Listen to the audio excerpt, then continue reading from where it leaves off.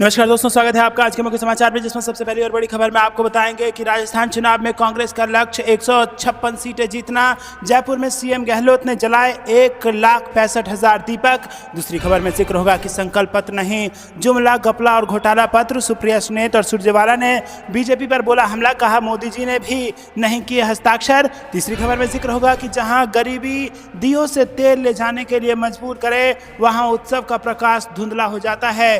अखिलेश यादव ने बीजेपी को घेरा। चौथी खबर में जिक्र होगा कि अगले महीने शुरू हो सकती है भारत जोड़ो यात्रा 2.0। लोकसभा चुनाव के लिए कांग्रेस की है तैयारी। और खबर में आगे आपको बताएंगे कि भाजपा के रूठे नेताओं पर कांग्रेस नेता दिग्विजय सिंह का दाव। मध्य प्रदेश चुनाव 2023 से जुड़ी बड़ी खबर। और आगे खबर में जिक्र होगा कि कांग्रेस की मुख्य घोषणाएं भाजपा के संकल्प पत्र में अधिक लाभ वाले वादों के साथ शामिल। खास बातें आपको बताएंगे दोस्तों। इसी प्रकार की तमाम बड़ी खबरें आपके लिए लेके आए हैं। लेकिन उससे पहले अगर आपको भी ऐसा लगता है कि 2024 में बनेगी इंडिया की सरकार, तो वीडियो को कीजिए लाइक और चैनल को सब्सक्राइब करके बेल आइकन दबाइए और साथ ही साथ कमेंट में लिखिए जय हिंद। दोस्तों रुकाते हैं सबसे पहली और बड़ी खबर की तरफ। राजस्थान चुनाव से बड़ी खबर, कांग्रेस का लक्ष्य 156 सीटें जीतना। जयपुर में सीएम गहलोत ने जलाए 1,56,000 दीपक। जी हां दोस्तों, राजस्थान में इस बार 2 बड़े त्योहार एक साथ आए हैं। लोकतंत्र के सबसे बड़े पर्व के साथ दिवाली भी आ गई है।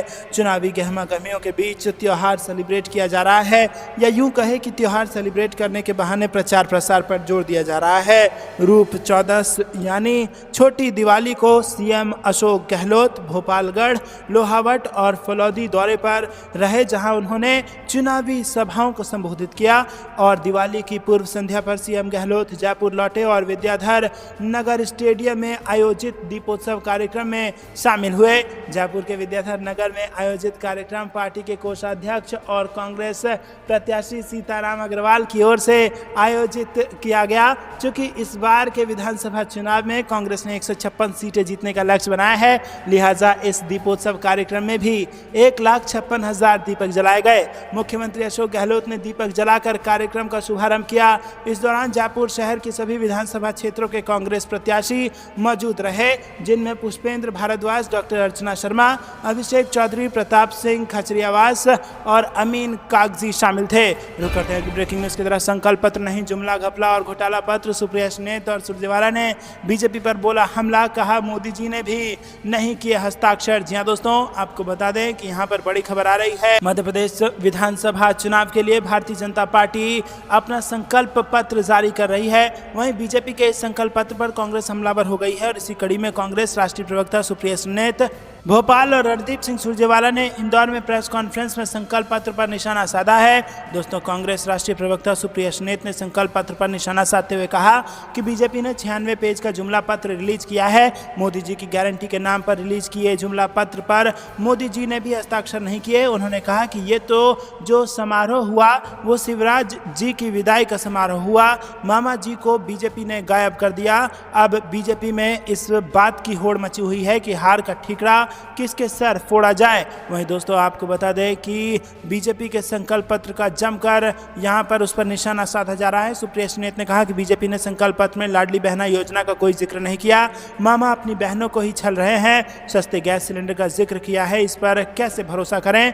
हमने तो जो कहा है उसका उदाहरण राजस्थान की सरकार है और इनकी 10 राज्यों में सरकार है। कहीं भी सिलेंडर 500 रुपये में दे रहे हैं तो बताएं। उन्होंने कहा कि MSP की बात करते हैं, लेकिन 10 राज्यों में कहीं नहीं किया और ये किसानों को ठगने का जुमला दे रहे हैं। रुक करते हैं ब्रेकिंग न्यूज की तरफ। जहां गरीबी दियों से तेल ले जाने के लिए मजबूर करे, वहां उत्सव का प्रकाश धुंधला हो जाता है। अखिलेश यादव का बयान। जी हां दोस्तों, हर बार की तरह अयोध्या में दिवाली से पहले छोटी दिवाली पर एक और नया विश्व रिकॉर्ड बनाया गया और यहां सरयू नदी के 51 तटों पर 22,23,000 दीपक प्रज्वलित किए गए। वहीं राम मंदिर के अंदर 50,000 दिए प्रज्वलित किए गए हैं। पूरी अयोध्या नगरी में 24 लाख से भी ज़्यादा दिए जले और इसके साथ इस साल एक नया विश्व रिकॉर्ड बन गया है। वहीं अयोध्या की छोटी दिवाली को लेकर बनाए गए विश्व रिकॉर्ड को अखिलेश यादव ने दिव्यता के बीच दरिद्रता बताया है। अखिलेश यादव ने सोशल मीडिया प्लेटफॉर्म्स एक्स पर पोस्ट करते हुए सरकार पर निशाना साधा।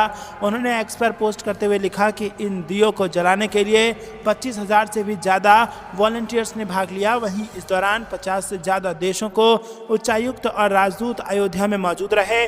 दिव्यता के बीच दरिद्रता, जहां गरीबी दियों से तेल ले जाने के लिए मजबूर करे, वहां उत्सव का प्रकाश धुंधला हो जाता है। हमारी तो यही कामना है कि ऐसा पर्व भी आए जिसमें सिर्फ घाट नहीं, हर गरीब का घर भी जगमगाए। वहीं दोस्तों आपको बता दें कि अयोध्या में छोटी दिवाली पर सरयू नदी के 51 तटों पर 22,23,000 दीपक प्रज्वलित कर विश्व रिकॉर्ड बनाया गया। ड्रोन ने गणना के बाद गिनीज बुक की टीम ने इस वैश्विक उपलब्धि की घोषणा की।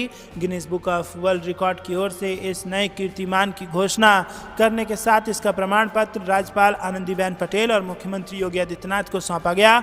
इस मौके पर राज्यपाल आनंदीबेन पटेल, मुख्यमंत्री योगी आदित्यनाथ, उप मुख्यमंत्री ब्रजेश पाठक समेत कई बड़े नेता और अधिकारी रामनगरी पहुंचे थे। रुक करते हैं कि ब्रेकिंग न्यूज की तरफ। अगले महीने शुरू हो सकती है भारत जोड़ो यात्रा 2.0। लोकसभा चुनाव के लिए कांग्रेस की तैयारी। जी हां दोस्तों, कांग्रेस जहां इन दिनों 5 राज्यों के चुनाव प्रचार में जुटी हुई है, तो वहीं दूसरी ओर भारत जोड़ो यात्रा 2.0 की तैयारियों पर भी काम कर रही है। सूत्रों के अनुसार दिसंबर में इसकी शुरुआत हो सकती है और कहां तो यहां तक कहा जा रहा है कि 5 राज्यों के नतीजे आने के बाद इसकी शुरुआत हो सकती है। वहीं अगले साल फरवरी तक इसके संपन्न होने की संभावना है। ये भी बताया जा रहा है कि यात्रा हाइब्रिड तरीके के बीच में वाहनों का इस्तेमाल भी किया जाएगा। बता दें कि राहुल गांधी के नेतृत्व में भारत जोड़ो यात्रा का पहला चरण तमिलनाडु के कन्याकुमारी से होकर कश्मीर के श्रीनगर में जाकर संपन्न हुआ था। इसमें लगभग 5 महीने का समय लगा था और इस बार पार्टी ने समय की कमी और लगातार पैदल चलने में हुई दिक्कतों को देखते हुए इसे हाइब्रिड तरीके से पूरा करने का फैसला किया है। हालांकि इस बार भी यात्रा राहुल गांधी की अगुवाई में ही निकलेगी। कांग्रेसी मानते हैं कि इस यात्रा का फायदा राहुल गांधी और पार्टी दोनों का ही हुआ है।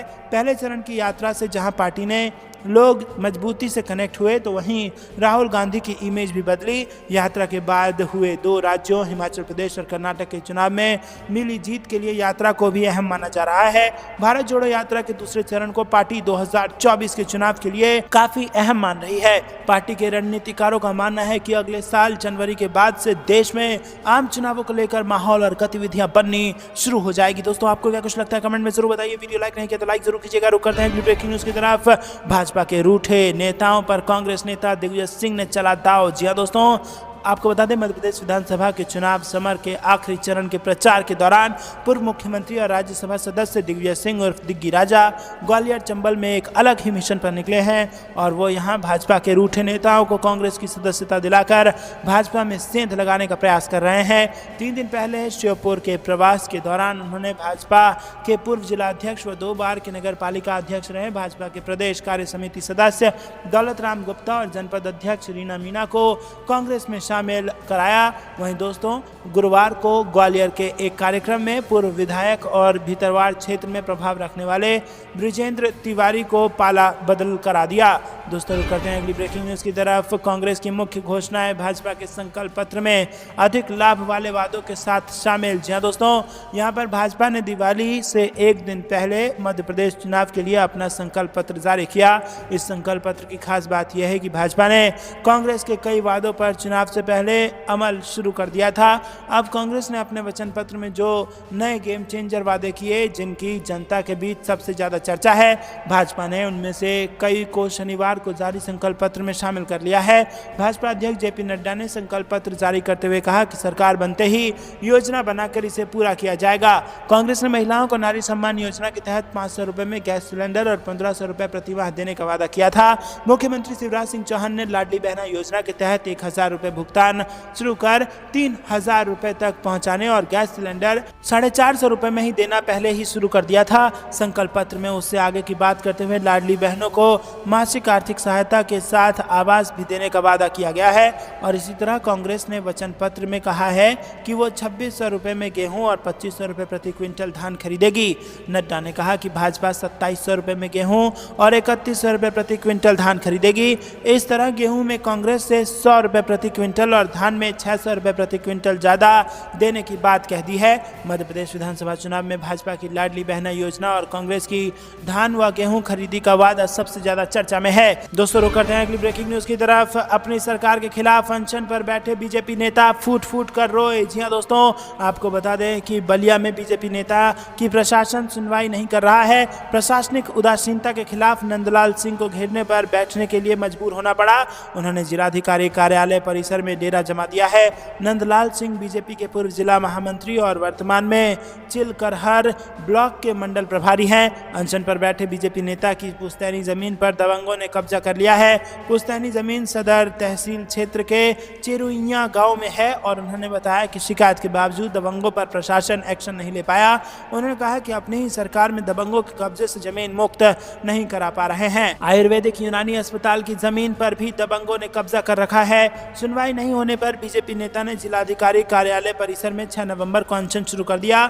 अनशन की जानकारी मिलने पर पूर्व मंत्री उपेंद्र तिवारी नंदलाल सिंह से मिलने पहुंचे। बातचीत के दौरान नंदलाल सिंह भावुक हो गए और रोते रोते उन्होंने दबंगों की करतूतों और प्रशासन की लापरवाही को उजागर किया। रुक करते हैं अगली ब्रेकिंग न्यूज की तरफ। महतारी वंदन योजना के नाम पर जनता को गुमराह कर रही है भाजपा, अकबर का बयान। जी हां दोस्तों, छत्तीसगढ़ चुनाव से जुड़ी बड़ी खबर। कांग्रेस ने महतारी वंदना योजना को लेकर सवाल उठा दिए हैं। कांग्रेस घोषणा पत्र समिति के अध्यक्ष मोहम्मद अकबर ने पत्रकार वार्ता में कहा कि इस योजना को लेकर भाजपा की ओर से विज्ञापन दिया जा रहा है, जबकि छत्तीसगढ़ में किसी भी विभाग में इस प्रकार की योजना संचालित नहीं है। दूसरी बात यह है कि ये फॉर्म कौन से विभाग में जमा किया जाएगा और सक्षम अधिकार कौन है, इसका जिक्र भी फॉर्म में नहीं किया गया है। भाजपा सिर्फ जनता को गुमराह करने का प्रयास कर रही है। दोस्तों रुक करते हैं अगली ब्रेकिंग न्यूज की तरफ। बर्बादियों का जश्न मनाते चले गए। सुरजेवाला ने बीजेपी के घोषणा पत्र को बताया जुमला पत्र। जी हां दोस्तों, मध्य प्रदेश विधानसभा चुनाव में अब कुछ ही दिन बचे हैं। ऐसे में राजनीतिक दलों के एक नेता दूसरे पर जमकर निशाना साध रहे हैं। चुनाव को लेकर सभी राजनीतिक दलों ने कमर कस ली है और इस बीच चुनाव को लेकर कांग्रेस के बाद बीजेपी ने भी अपना घोषणा पत्र जारी कर दिया है। बीजेपी के राष्ट्रीय अध्यक्ष जेपी नड्डा की ओर से शनिवार को घोषणा पत्र जारी किया गया है। मध्य प्रदेश में 17 नवंबर को होने वाले विधानसभा चुनाव के लिए सत्तारूढ़ बीजेपी के शनिवार को जारी घोषणा पत्र को जुमला पत्र बताते हुए कांग्रेस महासचिव रणदीप सिंह सुरजेवाला ने कहा कि मतदाता इस घोषणा पत्र पर भरोसा नहीं करेंगे। सुरजेवाला कांग्रेस संगठन में मध्य प्रदेश के प्रभारी हैं। उन्होंने एक हिंदी फिल्म के एक मशहूर गीत के शब्दों के जरिए बीजेपी के चुनावी घोषणा पत्र पर तंज कसते हुए इंदौर में संवाददाताओं से कहा कि बर्बादियों का जश्न मनाते चले गए, हर वर्ग की फिक्र को धुएं में उड़ाते चले गए। सुरजेवाला ने बीजेपी पर हर तबके के साथ विश्वासघात का आरोप लगाते हुए कहा कि मतदाता इस पार्टी के चुनावी घोषणा पत्र पर कतई भरोसा नहीं करेंगे क्योंकि ये जुमला पत्र है। रुक करते हैं अगली ब्रेकिंग न्यूज की तरफ। पीएम मोदी के झारखंड दौरे से पहले आदिवासी कार्यकर्ताओं ने दी आत्महत्या की धमकी। जी हां दोस्तों, आपको बता दें कि झारखंड दौरे पर जाने वाले हैं प्रधानमंत्री मोदी। इस बीच शनिवार को आदिवासी कार्यकर्ताओं ने धमकी दी है कि अगर पीएम ने सरना धर्म को मान्यता देने की कोई घोषणा नहीं की तो वो आत्मदाह कर लेंगे। वहीं आदिवासी सेंगेल अभियान के अध्यक्ष सलखान मुर्मू ने कहा कि कार्यकर्ता मांग के समर्थन में उस दिन झारखंड और अन्य राज्यों में सुबह 10 बजे से दोपहर 1 बजे तक उपवास रखेंगे। रुक करते हैं अगली ब्रेकिंग न्यूज की तरफ। बीएसपी प्रत्याशी अशोक बैरवा ने सचिन पायलट को दिया समर्थन। अब टोंक में कांग्रेस नेता की राह होगी आसान। जी हां दोस्तों, राजस्थान की हॉट सीट टोंक में शनिवार को बड़ा उलटफेर देखने को मिला। पूर्व डिप्टी सीएम सचिन पायलट ने टोंक विधानसभा से अपनी जीत में रोड़ा बन रहे बसपा के प्रत्याशी अशोक बैरवा को आखिर में मना ही लिया है। अशोक बैरवा का समर्थन मिलने पर कांग्रेस नेता सचिन पायलट ने कहा कि भले ही अशोक बैरवा अपना नामांकन वापस नहीं ले सके, लेकिन वो हमारे साथ हैं और हमारी विचारधारा के साथ है और इससे हमें चुनाव के लिए और ताकत मिलेगी। मैं उनका स्वागत करता हूं। उन्होंने हमारे लिए अपना समर्थन दिया है।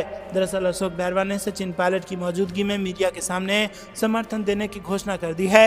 उन्होंने कहा कि मैं अपना नामांकन वापस लेना चाहता था, लेकिन समय अभाव के कारण अपना नामांकन नहीं ले पाया। अब मैं पूरे समर्थन के साथ पायलट साहब के साथ हूं। मैं उनके साथ जनसंपर्क में ही रहूंगा। रुक करते हैं अगली ब्रेकिंग न्यूज की तरफ। कांग्रेस आई तो सिंधिया के महल को बना देंगे चौपाटी। ग्वालियर में कांग्रेस नेता राज बब्बर का बड़ा बयान। जी हां दोस्तों, मध्य प्रदेश विधानसभा चुनाव के नजदीक आने के साथ ही भाजपा और कांग्रेस के बीच हमले जोरदार हो गए हैं। कांग्रेस पार्टी ने भाजपा के अन्य नेताओं को छोड़कर कांग्रेस से भाजपा में शामिल हुए केंद्रीय मंत्री ज्योतिरादित्य सिंधिया पर निशाना साधना शुरू कर दिया है। उन्होंने कहा है कि मध्य प्रदेश में कांग्रेस की सरकार आती है तो सिंधिया के महल को चौपाटी बना दिया जाएगा। ऐसा इसीलिए किया जाएगा ताकि आम लोग भी महल को देख सकें सकें और वहां जाकर घूम सकें। उन्होंने ये तक कह दिया कि मैं बचपन से ग्वालियर आ रहा हूं, लेकिन यहां कोई विकास कार्य नहीं किया गया है। राज बब्बर ने कहा कि मध्य प्रदेश में कांग्रेस की सरकार आने के बाद मध्य प्रदेश में पर्यटन को बढ़ावा दिया जाएगा।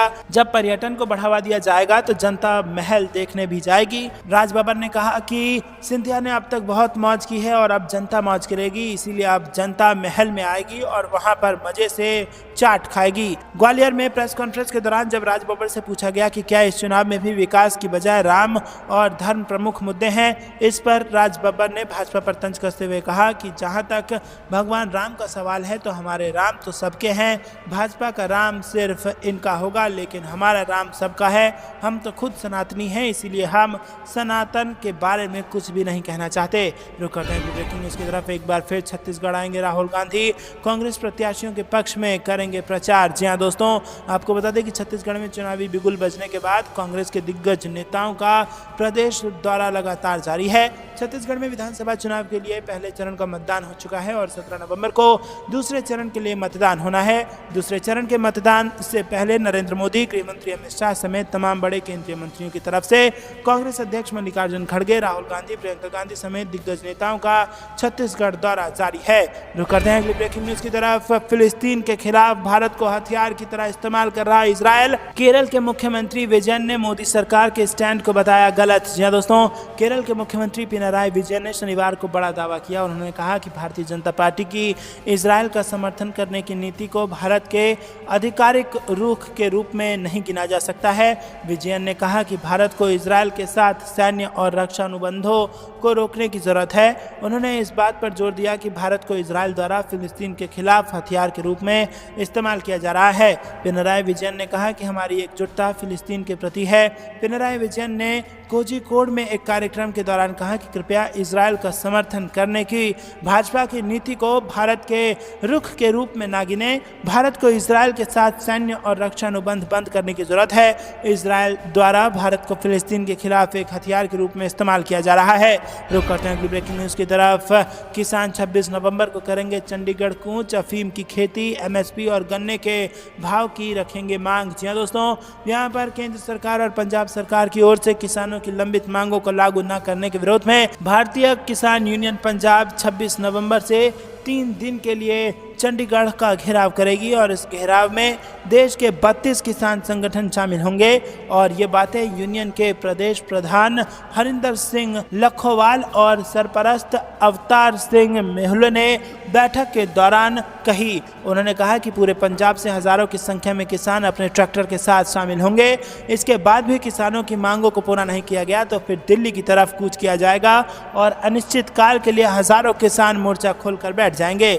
दोस्तों, रुक करते हैं अगली ब्रेकिंग न्यूज की तरफ। बीजेपी प्रत्याशी आदूराम बोले 3000 है तो 3500 वोट डलवा देना, वो जांच करवाते रहेंगे। जी हां दोस्तों, यहां पर बेहद बड़ी खबर आ रही है। राजस्थान के बाड़मेर जिले की चौहटन सीट से भाजपा के प्रत्याशी आदूराम मेघवाल ने लोगों से फर्जी वोटिंग करने की बात कह दी। उन्होंने कहा कि अगर बूथ पर 3000 मतदाता हैं तो 3500 वोट डलवा देना, बाद में चुनाव आयोग जांच करता रहेगा। उनका काम ही जांच करना है। सोशल मीडिया पर वायरल हो रही वीडियो बाड़मेर के सरूपे का तला गांव का बताया जा रहा है। दोस्तों, यहां पर उन्होंने कहा कि मेरा ये तीसरा चुनाव है, 2 बार हार का सामना करना पड़ा है। आप सब लोग इकट्ठा होकर चुनाव जितवा दो, इसीलिए बटन दबाने में कमी मत छोड़ना। वीडियो वायरल होने के बाद रिटर्निंग ऑफिसर ने आदूराम को नोटिस जारी कर जवाब मांगा है।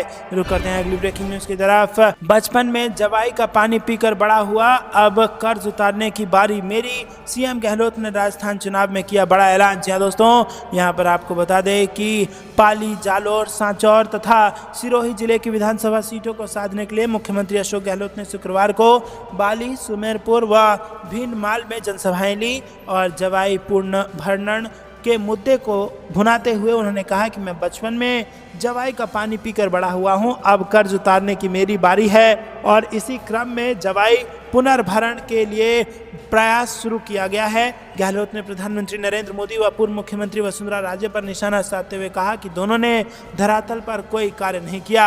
तो दोस्तों आपको क्या कुछ लगता है कमेंट में जरूर बताइए। वीडियो अब तक लाइक नहीं किया तो लाइक जरूर कीजिए। दोस्तों रुक करते हैं अगली ब्रेकिंग न्यूज की तरफ। उत्तरकाशी में निर्माणाधीन टनल का हिस्सा टूटा, कई मजदूरों के फंसे होने की आशंका। जी दोस्तों, उत्तराखंड के उत्तरकाशी के सिलक्यारा में एक निर्माणाधीन टनल का एक हिस्सा टूट गया और इस हादसे में 40 मजदूरों के फंसे होने की आशंका है। राहत और बचाव कार्य की शुरुआत की गई है। जानकारी के अनुसार यह हादसा देर रात हुई थी और यह सुरंग उत्तरकाशी में यमुनोत्री राष्ट्रीय राजमार्ग पर स्थित था। प्रशासन की तरफ से मलबा हटाने का कार्य किया जा रहा है। पुलिस से मिली जानकारी के अनुसार हादसा सिलक्यारा की तरफ तड़के करीब 4 बजे हुआ, जब 4.5 किलोमीटर लंबी निर्माणाधीन सुरंग का करीब 150 मीटर हिस्सा टूट गया। घटना की जानकारी मिलते ही उत्तरकाशी के पुलिस अधीक्षक अर्पण यदुवंशी तुरंत मौके पर पहुंचे और राहत एवं बचाव कार्यों की कमान संभाली। मौके पर पुलिस, राष्ट्रीय आपदा मोचन बल, राज्य आपदा मोचन बल, अग्निशमन, आपातकालीन 108 व सुरंग का निर्माण कर रही संस्था राष्ट्रीय राजमार्ग एवं अवसंरचना विकास निगम लिमिटेड के कर्मचारी भी मौके पर सुरंग खुलवाने के काम में जुटे हुए हैं। आपको क्या कुछ लगता है कमेंट में बताइए। तो दोस्तों ये थी दिन भर की सारी जरूरी और बड़ी खबरें। अंत तक बने रहने के लिए बहुत बहुत धन्यवाद। जाने से पहले वीडियो को लाइक करके चैनल को सब्सक्राइब कीजिए और बेल आइकन दबाकर कमेंट में लिखिए जय हिंद। अभी के लिए इतना ही। जय हिंद, जय भारत।